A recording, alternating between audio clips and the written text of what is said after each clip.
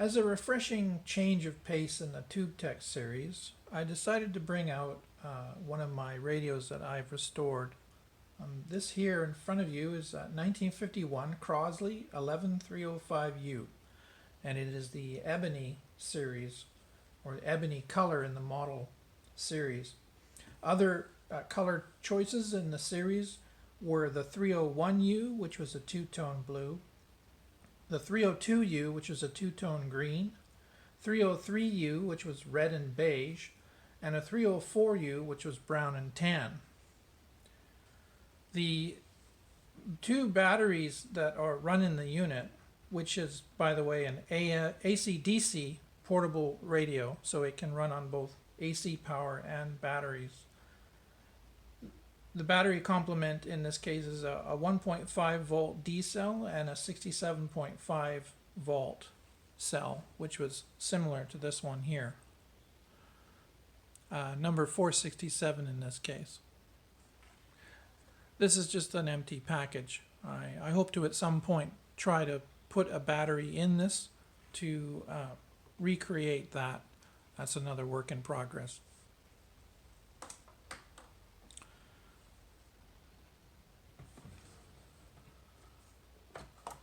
From the front lines and hear from the everyday heroes helping us cope with the unprecedented change.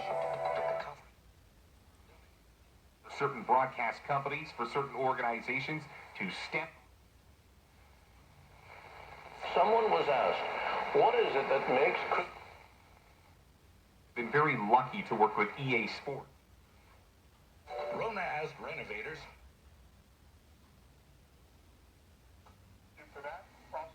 Search Watch Momentum on social, that's watch_momentum for insight into college baseball players.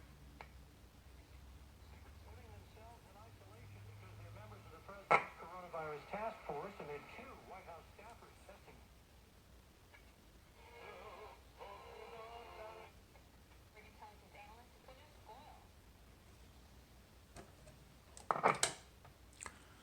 The antenna is actually inside of the lid here that flips up.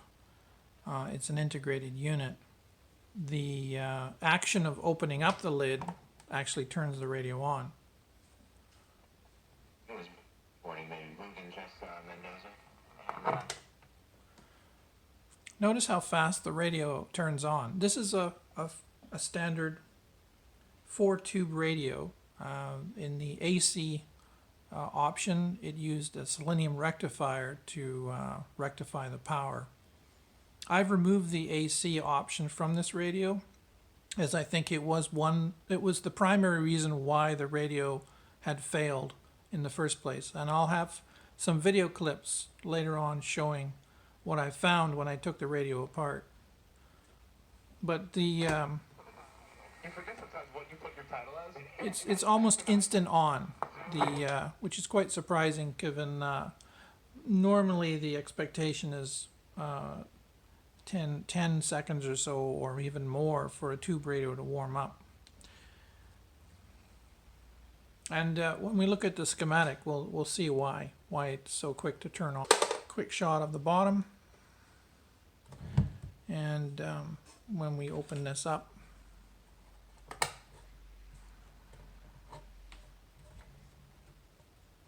we can see the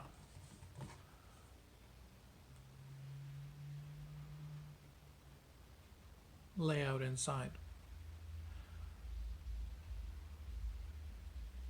Close up of the tag, and you can see what I did here with the AC option. I just cut the cord off, and I put the plug in here because the plug is required to switch the circuit over to DC operation. When the plug is removed, the circuit switches over to AC operation.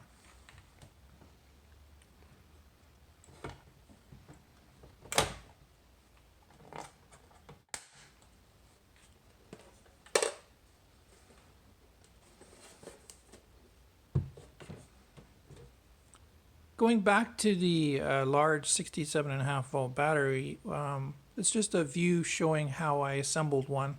They're quite easy to put together. with the exception of perhaps the clips. The issue here being that these clips here are larger than the normal clips that you see on modern 9-volt batteries. This assembly is really nothing more than 8 9-volt batteries strung together. I just tacked a wire on to create a series string of 9-volt batteries, and that's sufficient to power it up. Of course, this thing is now northwards of 70 volts, so you have to be a little bit careful when you're dealing with touching these two terminals. Even though it is DC, under some situations you can get a bit of a nasty buzz out of it. In this part of the video, I'm just going to go through a couple of still shots that I got of the chassis and the bottom of the unit prior to the repair. And these are some of the close-ups of the carnage that happened inside of the chassis when things blew up. In this first shot, there's actually a capacitor that goes in this part here. It's actually shown missing. And here I've moved some things around. I've clipped some of the parts out and try to ascertain how much damage there was down next to the tube socket in this case. So at this point, I believe this would be the converter tube. Yeah, because this would be the IF oscillator coil in this case. There's another shot of the same carnage, showing a little bit more of the circuitry to the right of the chassis.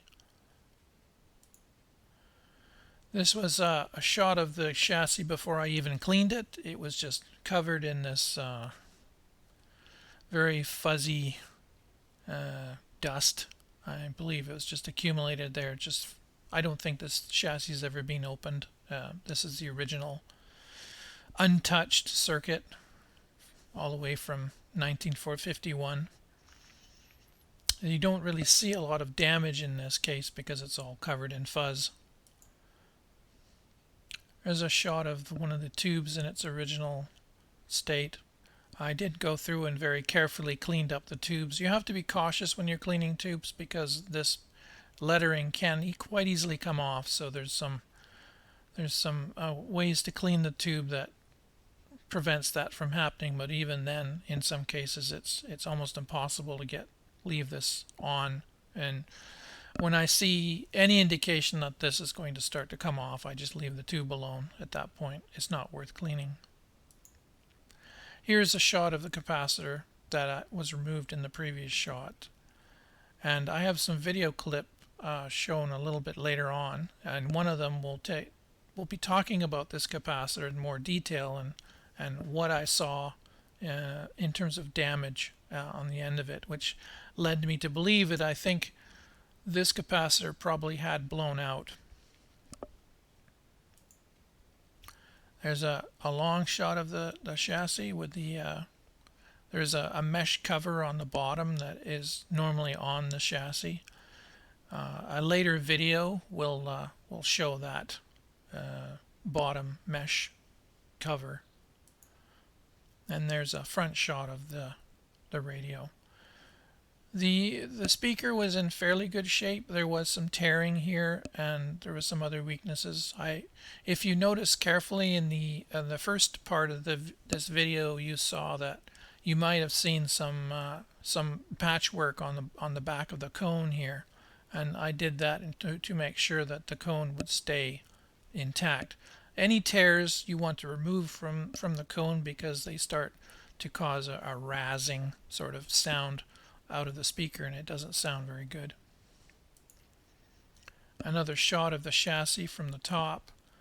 I take a lot of shots when I'm going to repair a radio just so that I know where everything goes. I know what color wires go where, and it helps me a lot when trying to figure out maybe a month down the road when I'm putting the thing back together what goes where. So the next series of clips we'll see in the video will be some I took when I was taking this apart, looking at the initial fire damage of the chassis and the bottom cover, and as well as I'll be looking at that capacitor, the main power filter capacitor that I removed, and seeing if we could figure out why this thing smoked. I'll see you in the next shot. This is the chassis of the Crosley 11-305U. As can be seen, it's not too bad a shape on the top, not a lot of corrosion. I did some cleaning on it prior to this video. However, turning it over is a different story.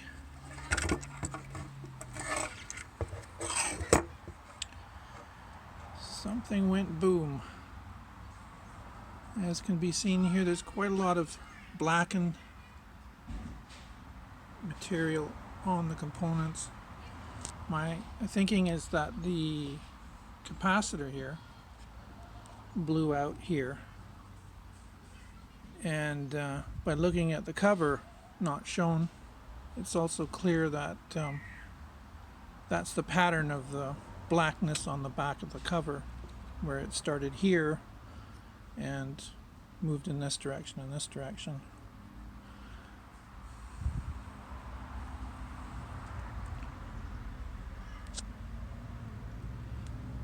And this one uses a selenium rectifier, and it's an AC/DC unit, which means that the heater voltages are quite low. It only adds up to around 6 volts total. So because it's a transformerless design, that means that a couple of resistors have to bear the brunt of reducing something around 110 volts AC. So quite a lot of heat must be generated in this thing as it is.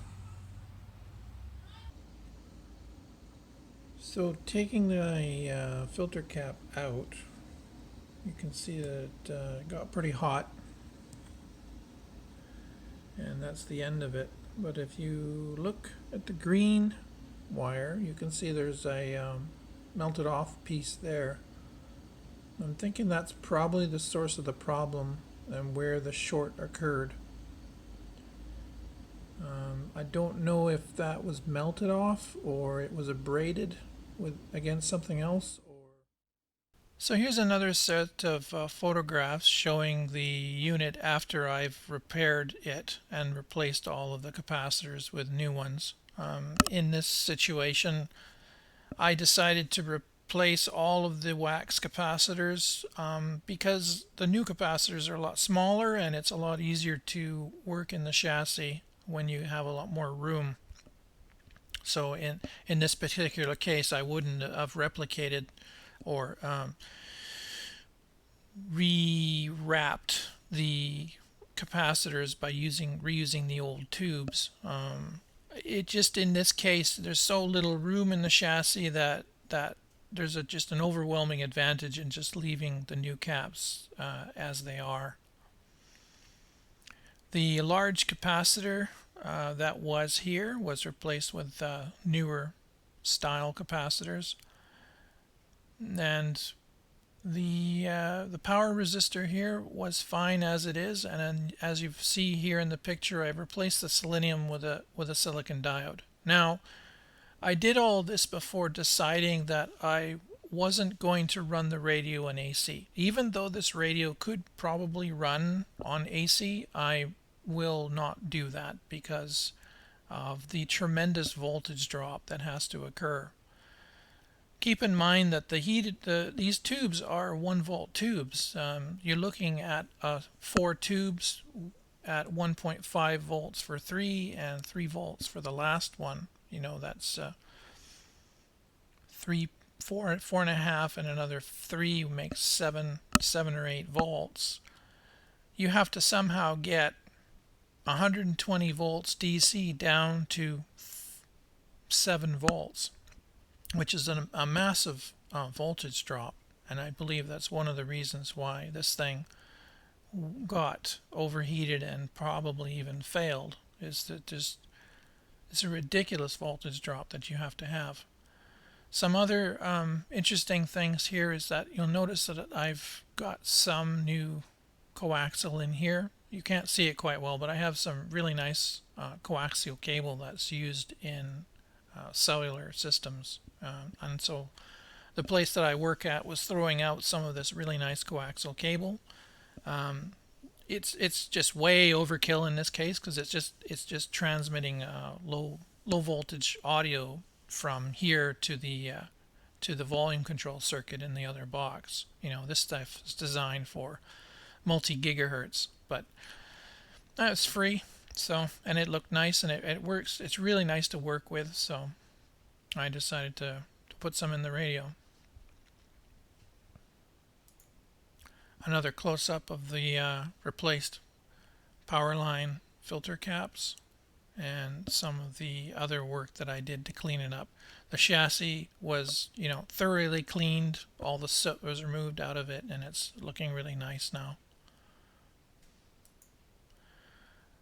Some more close-up work. You can see that coaxial cable here that I replaced. And I used all the disc capacitors are the same. I've never heard of anybody having to replace disc capacitors. This power resistor, as I said before, I left in there. It's really just for show. It's never really going to be used. I'll just use this thing with DC batteries, or alternatively, I'll look into some way of actually powering it off of AC from like a wall wart and just have a DC to DC converter to bump it up to the required voltage for running the tubes. Another shot of the work I did to replace the selenium rectifier. So I just put a terminal strip in here and I used that to put in the safety capacitor and the diode, the rectifier that replaces the selenium rectifier, and then the first dropping resistor here. I've retraced the schematic out for this. The original drawings, I have John Ryder schematics as well as some other ones I picked up from Radio Museum. They're not very well duplicated and they're very hard to read. So in cases like that, I like to just recreate the schematic myself, and then I can make notes on it as well. So this is the standard tube complement. We have the 1R5 here as our converter. The 1U4 is the first IF amplifier. A 1U5 as the detector and the preamp. And a 3V4 as the audio output driver. In the AC circuit, there's normally a selenium rectifier here. I replaced it with silicon, but it will never see usage because I just will never run this unit on AC. The heaters for all the tubes, and this complicated little box here is required to switch the circuits over between AC and DC usage. A lot of battery powered radios with this tube complement use a dual pole single throw switch for the power, and one of them is typically switching chassis ground on and off. The other one is switching B+. This seems to be typical for AC/DC or battery powered portable units. Now the reason why the radio turns on so quickly is because all the tubes are directly heated cathodes. Directly heated cathodes are more difficult to work with because it's harder to bias the cathode, as the heater is essentially the cathode at the same time. However, they turn on and heat up and are ready much quicker.